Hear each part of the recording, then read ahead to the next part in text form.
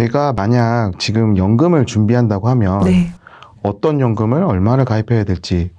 내가 쓰고 싶은 만큼에 대한 돈을 정하셔야 되는데 애매하시면 가장 좋은 게요. 내 급여에 정산차원입니다. 정산차원입니다. 탄탄한 생명보험 기본기 탄생기. 안녕하세요. 생명보험협회 홍보실 조지성 책임입니다. 오늘은 연금보험에 대해서 말씀 나눠주실 분 모셨습니다. 안녕하세요. 안녕하세요. 안녕하세요. 신한라이프 FC1 채널 유진아입니다.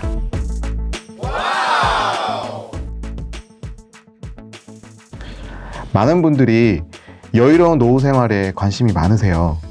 그 중에서 안정적인 소득을 얻을 수 있는 연금, 이 연금에 대해서도 물어보시는 분들이 많으세요. 네, 그렇죠. 이 연금보험 진짜 필요한 보험인가요? 제가 반대로 여쭤볼까요? 책임님, 은퇴 나이가 정해져 있는 직장이시죠? 네, 그렇습니다. 몇 세까지세요? 저희는 만 60세. 만 60세까지세요? 60세부터 100세까지를 기대 연명으로 놓고 있는데 40년 동안에 지금만큼의 급여를 받을 정도의 준비가 되어 있으세요? 꿈만 꾸고 있죠. 그런데 연금이 필요하냐고 물으시면 제가 어떤 답을 드려야 될까요? 당연히 필요합니다. 연금을 준비하지 않는 건 정말 잘못된 생각이에요. 저희 같은 대화를요, 외국인들에게 똑같이 하잖아요. 그들은 이렇게 얘기합니다. 연금을 어떻게 안 들 생각을 하지? 라고 말을 합니다. 유럽에서 특히요. 대한민국에서는요, 연금에 대해서 굳이 지금부터? 라는 인식들이 많거든요.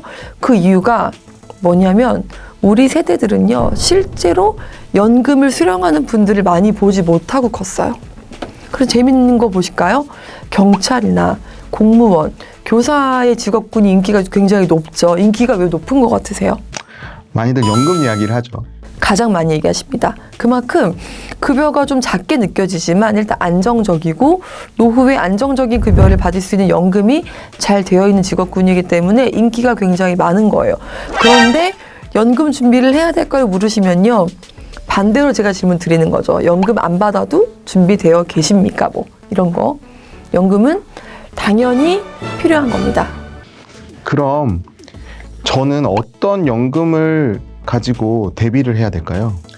연금의 종류에 크게 세 가지가 있는 거 혹시 알고 계시는지 모르겠는데요. 첫 번째로는 우리가 알고 있는 국민연금이 있죠. 두 번째로는 회사를 통해 가입할 수 있는 소득이 있게 되면 가입 가능한 퇴직연금이 있습니다. 세 번째가 뭘까요? 지금 저희가 얘기하고 있는 그렇죠. 저희가 개별적으로 가입할 수 있는 개인연금 세 가지가 있습니다. 제가 이해를 돕기 위해 쉽게 말씀드려 볼게요. 책임님 월급 받으시죠? 그죠? 네. 지금 뭐 나가는 돈들 한번 떠올려 보실까요? 먹고 사는 뭐 집에 뭐 누군가는 월세를 낼 것이고요. 관리비, 공과금 등등에 나가는 돈이 있죠. 휴대폰 요금 같은 경우도 있고 보험료도 나가실 거고 맞죠? 그리고 내가 매달 나가는 거 외에도 개별적으로 쓰는 소비 비용도 있으시죠. 이런 것들을요. 국민연금만으로는 절대 다 커버를 할 수가 없게 되어 있습니다. 왜 그럴까요? 연금 수령액 자체가 조금 너무 적은 거 아닐까요? 국민연금 안에는요. 소득 하한액하고 상한액이 이미 정해져 있습니다. 그래서요. 31만 원 기준으로요. 내가 그 이상의 급여가 생기게 되면요. 납입 의무가 있어요. 그리고 연금 상한액도 있습니다. 급여로 계산을 했을 때 503만 원 이상이 되게 되면요. 상한액에 걸리게 되는 거예요. 즉 국민연금의 구조는요. 최소 생활의 보장을 위한 정도만 아주 베이스먼트로 깔리게끔 구조가 되어 있고요. 그 다음에 내가 취미생활하는 부분들은 퇴직연금, 개인연금을 준비하라고 나라에서 연금 가입을 권장을 하고 있죠. 그래서 어떤 연금에는요. 세금을 내지 않는 비과세 혜택을 주기도 하고요. 어떤 연금에는 세액공제 혜택을 주기도 하는 등 국가에서 지원을 해주고 있는 실정이라는 겁니다. 네. 근데 네. 제가 만약 지금 연금을 준비한다고 하면 네. 어떤 연금을 얼마를 가입해야 될지 사실 좀 막막해요. 많은 분들이 저한테 다 똑같이 물어보세요. 나 연금을 하긴 해야겠는데 얼마를 어떻게 어디에 뭐 할지 모르겠다. 너무 많다 말씀하시는데요. 질문 드려볼게요. 국민연금은 내 소득에서 몇 %를 내고 있죠? 정확하게 계산해 본 적이 없어서. 네, 대부분 잘 모르십니다. 국민연금은요, 9% 계산하시면 돼요. 그래서 직장 가입자의 경우 4.5를 내가 내는 거고요. 4.5는 누가? 회사에서 지불을 해주는 구조예요. 그리고 지역 가입자 같은 경우에는 9%를 내가 다 내야 되는 구조인 거죠. 그럼 보세요. 9%의 금액이 내가 정말 쉽게 말해서 정말 생활의 기본만 지켜주는 정도라고 하면요. 취미생활도 하실 거 아니에요. 그 나중에 좋은 차도 타고 싶으실 거고 내가 쓰고 싶은 만큼에 대한 돈을 정하셔야 되는데 애매하시면 가장 좋은 게요. 내 급여의 10%가 미니멈입니다. 만약에 내가 한 달에 월급이 200만 원이면은 20만 원부터 시작하시는 거고요. 1,000만 원 받으시는 분들은 100만 원 이상은 반드시 하시는 게 맞죠. 왜? 그 소득을 지켜야 되기 때문에요. 그러면 네. 종류도 다양하다고 제가 들었거든요. 엄청 다양하죠. 종류가 첫 번째로 비과세. 비과세가 뭔지 혹시 아세요? 세금을 면제받는다? 우리 해외 나갈 때 인천공항 가시죠? 인천공항 가면은 뭐가 있어요? 면세점이 있죠. 면세점은 뭐 하는데요? 세금을 면제받게 물건을 사는 곳이 면세점이라 가격이 되게 싸죠. 마찬가지로요. 금융상품에도 듀티프리가 있습니다. 듀티프리 이게 무슨 말이냐? 자, 비과세. 제가 은행에 적금을 부었어요. 한 달에 100만 원씩. 뭐 1년 이자가 가령 10만 원이라 가정을 할게요. 이 10만 원의 이자는 공짜 돈이에요? 안 공짜 돈이에요?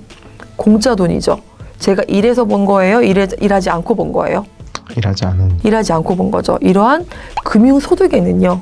공짜 돈이기 때문에 세금이 부과되게 돼 있어요. 몇 퍼센트일까요? 몇 퍼센트죠? 15.4%를 부과하게 되어 있습니다. 알고 계시겠지만 여러분들이 가입하신 적금에요. 만기액이 나오는데 거기에 세금이 적혀 있는 부분들이 바로 우리가 내고 있는 금융 이자에 대한 부분입니다. 그런데 연금은요. 긴 기간 동안 납입을 해야 되고요. 긴 기간 동안에 복리로 굴려서 이만한 눈덩이를 크게 만들어서 n분의 1로 받는 구조란 말이에요. 그러니 당시 10년 이상의 기간 동안 고생했다는 의미로 나라에서요. 세금을 내지 말라는 혜택을 주고 있는 거예요. 장기 저축을 독려하기 위한 차원도 당연히 있겠죠. 그래서 이게 바로 비과세라는 겁니다. 15.4%를 면제해주는 제도예요. 그러면 제가 비과세가 있고 하나 뭐가 있다고 했죠? 비과세 혜택이 연금이 있고요. 한 가지는 비과세가 아닌 세액공제. 그렇죠. 세액공제. 세액공제의 의미는 뭐예요? 내가 내는 세액 구간을요. 공제받을 수. 우리 뭐 배우자 공제, 노인 공제, 뭐 무슨 공제 항목들이 굉장히 많습니다. 그 공제 항목에요. 연금 저축을 넣어준 거예요. 그래서 그만큼에 대한 부분들을요. 소득에서 제외한 다음에 세율을 측정을 해가지고 나중에 세금을 부과하게끔 하는 제도인데 어쨌든 연금 저축을 냈을 때요. 이만큼에 대한 돈을 세금을 부과하지 않는 조건으로 빼주는 거면 좋은 거예요? 안 좋은 거예요? 좋은 거죠. 당연히 세금을 덜 낼 수 있기 때문에 좋은 겁니다. 내 소득 기준으로 했을 때요. 소득이 많으신 분들과 적으신 분들의 세액 공제율은 다릅니다. 16.5 또는 13.2%로요. 각각 다르게 책정이 되어 있는데 중요한 점이 있어요. 세액 공제 혜택을 먼저 줬죠. 이분들에게 비과세 혜택을 줄까요? 안 줄까요? 중복의 문제가 있어서 안 줄 것 같아요. 네, 비과세 혜택은 없습니다. 그러면 비과세라는 게 소득에는요 여러 가지가 있어요. 우리가 근로자로 받는 근로소득도 있고요. 아까 말한 이자 소득, 배당 소득, 사업 소득, 기타 소득 등등등이 있는데 연금도 소득일까요? 아닐까요? 연금도 소득입니다. 연금도 소득이기 때문에 세금을 낼까요? 안 낼까요? 모든 소득에는 세금을 내야겠죠? 연금소득세가 부과가 됩니다. 5.5%에 대한 부분들이요. 그래서 연금소득세는 반드시 지불을 해야 됩니다. 물론 연금 개시 연령이 언제냐에 따라서 5.5일 수도 있고요. 3.3까지 구간은 다양하게 존재를 합니다. 그런데 문제가 한 가지 있어요. 어떤 문제죠? 자, 연금소득이죠. 연금소득. 연금소득이 있고요. 1년에 대한 금융소득을요. 누적을 합니다. 1년에 2천만 원 넘었을 때요. 이 부분들을요.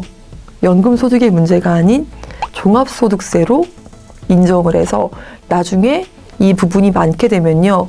건강보험료 있죠. 국민건강보험료를 내야 될 수도 있고요.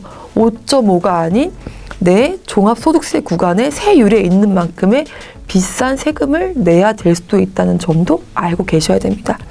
그래서 만약에 소득이 많으신 분들은 연금저축에 대한 세액공제율이 굉장히 크기 때문에 선택들을 많이 하시는데 나중에 노후가 왔을 때 내가 받는 돈이 크다면 뭐 이런 거 있죠.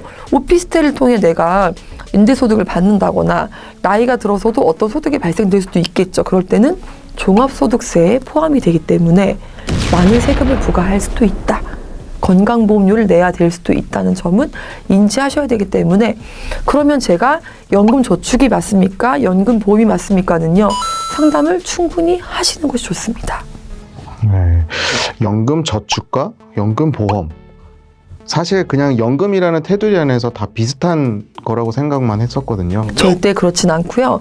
연금보험은 비과세 혜택이 있기 때문에 주로 보험회사를 통해서 가입을 많이 하십니다. 하지만 연금저축은요. 보험회사에서도 가입할 수가 있고요.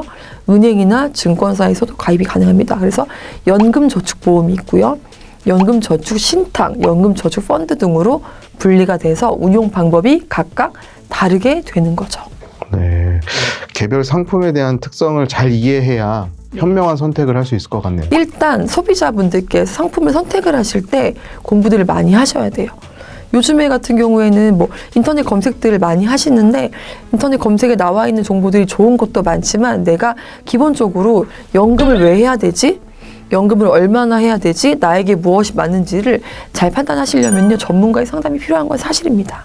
팀장님 같은 전문가분이 옆에서 이렇게 코칭해 주셔야 저도 이제서야 좀 이해가 되는 것 같아요. 제가 놀랍게도 연금이 뭔지는 연금 모르시는 분들은 없는데 연금이 뭐야라고 물었을 때 딱 대답할 수 있는 분들은 별로 없으시더라고요. 금융회사에 근무하시더라도.